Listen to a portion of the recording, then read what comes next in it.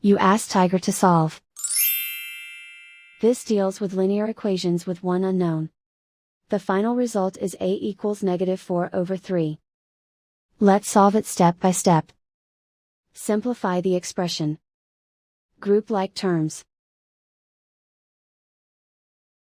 Simplify the arithmetic.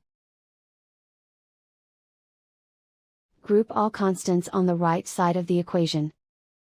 Subtract 8 from both sides. Simplify the arithmetic.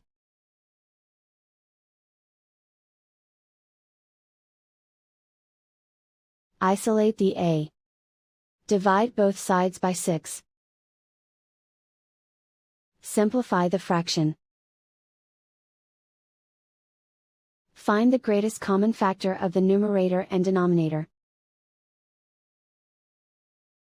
Factor out and cancel the greatest common factor.